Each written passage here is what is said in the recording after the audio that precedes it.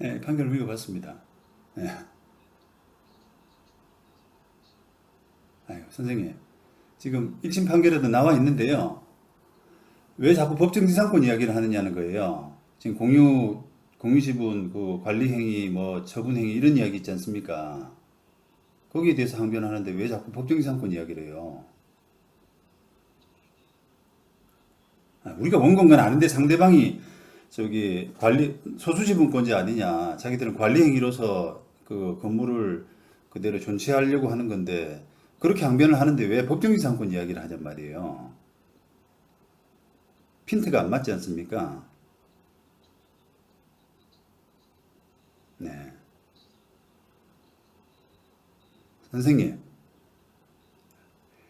우리는 땅 소유자로서 소유권에 대한 방해배제 청구를 청구했을 거 아니에요.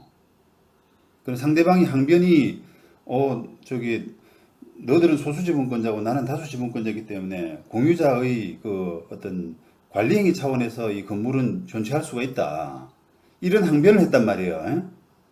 그러면 이제 그 관리행위, 뭐 처분행위 이런 부분에 대해서 공방이 이루어져야 되는데 법정지상권은 쟁점이 아니라 이 말입니다. 참 답답합니다, 참. 그 지금 1심에서는 정 변호사님이 있었고 2심에서는 또 뭐 변호사를 바꿔가지고 최 변호사가 했는데 그 이야기를 안 해요, 저처럼. 저 같은 이야기를 안 합니까? 법정지상권이 쟁점이 안 되는데 왜 자꾸 법정지상권이 있느냐 없느냐를 다투고 있느냐 말이에요.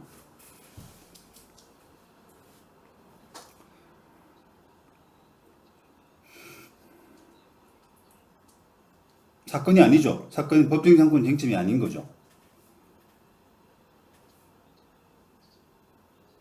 네. 그렇죠. 아니었던 거죠. 법정지상권을 검토했다는 자체가 이게 엉터리예요, 엉터리. 예. 그러니까 도와주는 변호사도 쟤처럼 이야기해야 맞는 거고요. 되지가 않는 사건이거든요. 다시 말하면 철거는 안 되는 거기 때문에 철거로 시도해서는 안 되는 거예요. 물론 이제 물론 이 사건 같은 경우는 이제 우리가 할 수 있는 권리 자체는 뭐 공유물 분할로 해가지고 뭐 지료 청구하고 하는 그런 구조가 맞는 구조인데 그게 만약에 아유 나는 그런 거밖에 안 된다 그러면 나는 낙찰을 안 받았어야 맞다라고 하면은 그 경매 권리 분석 자체가 잘못된 겁니다. 예, 그 철거 청구권이 없는 거예요. 네네. 쟁점이 아니니까요. 쟁점이 아니니까. 상대방이 법정지상권을 가지고 항변하는 게 아니지 않습니까? 법정지상권이 우리 권리가 아니거든요. 법정지상권은 우리 권리가 아니라 원고는 소유권에 대한 방해배제 청구를 이야기하는 거예요. 그게 권리인 거죠. 예? 그러면 왜 남의 땅 위에 건물이 있느냐? 철거해 줘. 이렇게 이야기할 수 있는 거 아닙니까? 그럼 거기에 대해서 상대방이 여러 가지 항변을 할 수가 있죠. 그 상변 중에 우리는 그 토지의 나머지 동의자의 동의를 얻고 관리 행위로서 다수 지분권자의 동의를 얻고 건물을 지었기 때문에 관리 행위로서 그거는 적법한 것이다. 그래서 철거 안 해도 된다. 이런 항변을 할 수도 있는 거고요. 다른 거는 법정지상권이 있다. 이렇게 항변을 할 수도 있는 거예요. 그런데 상대방은 항변의 방법을 법정지상권은 뭐 가능성이 없다고 본 거니까 없어서 그런지 아니면 불필요해서 그런지는 모르겠습니다만 상대방이 항변을 꺼내지 않은 거 아닙니까? 법정지상권은. 상대방은 그냥 관리 행위만 꺼낸 거거든요. 그런데 법정지상권을 이야기한다는 것은 소송을 전혀 모르는 사람이에요. 전혀. 소송이라고 하는 것은 이제 우리가 주장하고 상대방이 항변하고 거기에 대해서 항변에 대해서 뭐 재항변이 되고 이렇게 돼야 되는데 상대방은 관리 행위다 그래서 철거 못한다 이렇게 항변을 했는데 우리가 법정지상권이 없지 않느냐라고 하면은 이게 대화가 안 되는 거 아닙니까 서로. 자 그럼 만약에 이렇게 봅시다. 그래 법정지상권은 없어. 상대방은 법정상권이 없다고는 단정을 안 했는데요. 아니, 법정상권 당연히 없지. 그런데 다수 지분권자의 동의를 얻어서 지은 건물이기 때문에 그거는 관리기로서 철거 안 해도 되는 거야. 이렇게 항변했다고 쳐봐요. 그럼 뭐라고 대답할 거예요? 뭐라고 대답할 거예요?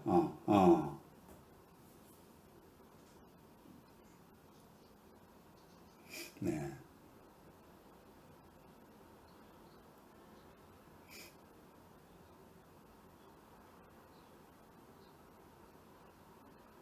선생님, 일단 잠깐만요. 그 이야기 듣기 전에 법정지상권이 왜 이 사건 쟁점이 아니다라고 하는 부분 이해되시겠죠? 예, 그건 끝내고요. 예? 자, 관리행위에 대해서 이야기해봐요. 관리행위로서는 그 지금 건물 철거를 안 해도 되는 권리관계가 맞습니다. 관리행위로 봅니다, 지금.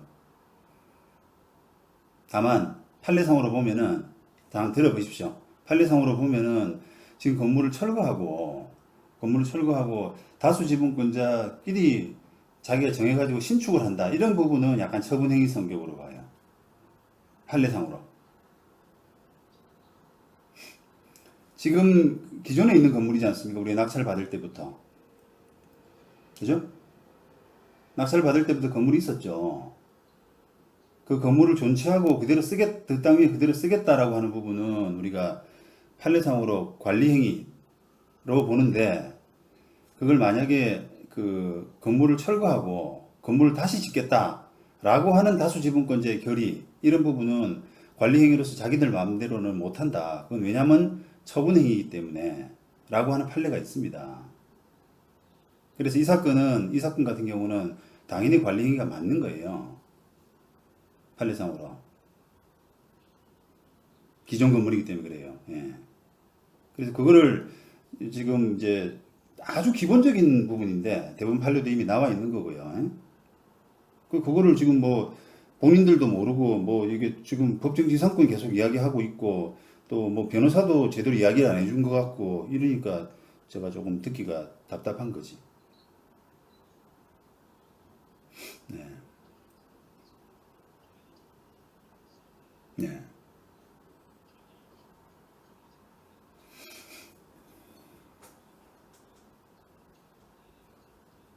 네. 네. 네.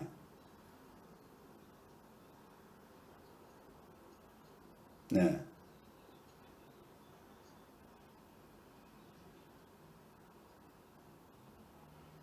예. 예.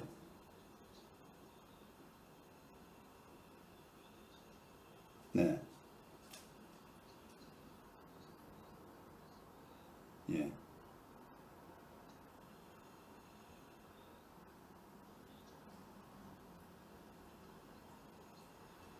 아니, 제가 좀 답답한데요. 소수 지분권자의 권리란 게 권리를 가지고 있을 수 있는 부분이 있고 권리가 없는 제한이 받는 부분이 있지 않습니까? 모든 권리가 다 그렇죠. 예?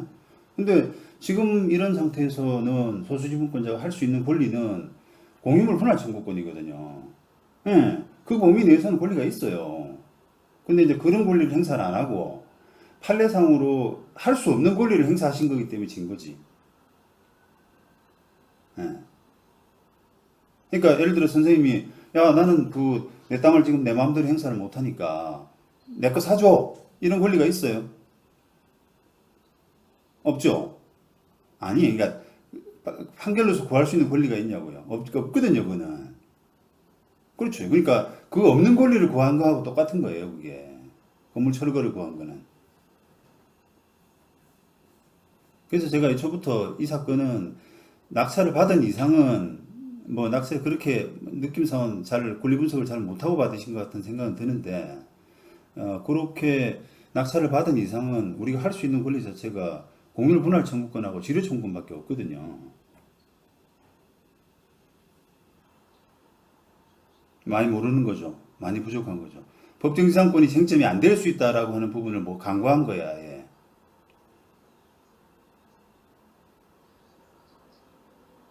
예. 그렇죠. 그러니까 상대방이 이제 우리가 소유권에 의한 방해배제 청구를 할 때 상대방이 항변할 수 있는 게 한 개뿐이 아니란 말이에요. 법정지상권이 있다. 그래서 철거 못한다. 이런 사고방식을 갖고 있으니까 이게 법정지상권이 있느냐 없느냐를 자꾸 따지게 되는데 상대방의 항변이 한계가 아닐 수 있다는 말입니다. 그러니까 이제 케이스마다 만약에 뭐 예를 들면 상대방 건물주 상대방 건물 자체가 토지 소유자 다른 소유자의 동의를 안 받고 지은 건물이라 그러면은 뭐 법정상권 이야기가 될 수가 있겠죠. 그런데 이거는 가족 관계죠. 정말 느낌상 보통 그런 경우거든요.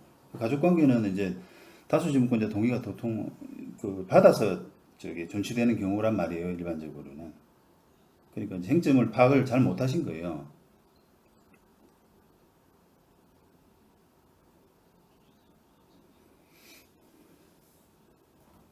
그렇죠. 조금 더 이제 시각을 조금 넓게 해야 됐습니다 말이죠. 이게 상대방이 뭐라고 하겠다라고 하는 부분을 1. 법정지상권 2. 사실은 이게 이제 1이 법정지상권이 아니라 1이 이제 관리행위냐라고 하는 그런 주장으로 당연히 나오거든요. 이 사건을 딱 바라보면은 이거 철거는 안 되는데 라고 하는 게 딱 보자마자 정답이 나오는 사건이에요. 예. 그렇죠. 어, 어. 그런데 이제 판결문을 읽어보니까, 아이고, 이분들이 조금 많이 모자라구나. 판사도 답답해가지고 지금 판결문에, 아니, 법정지상권 이야기 안 하는데 왜 자꾸 법정지상권 이야기 하냐고.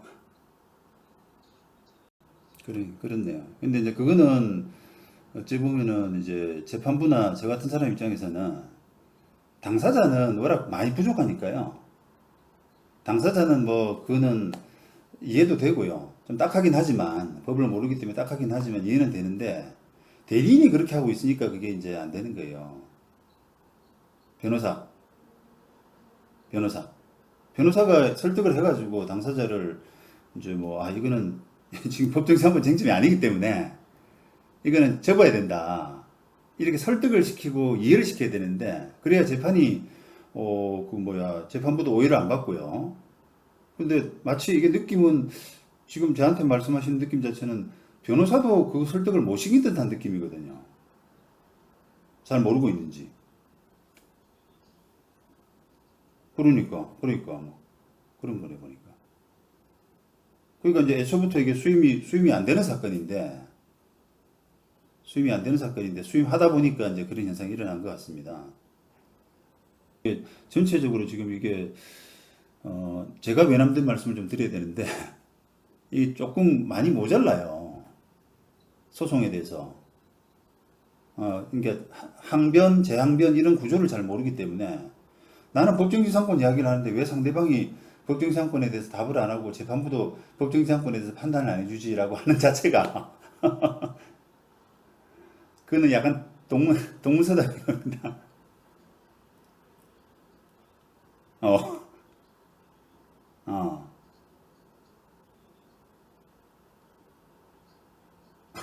그러니까.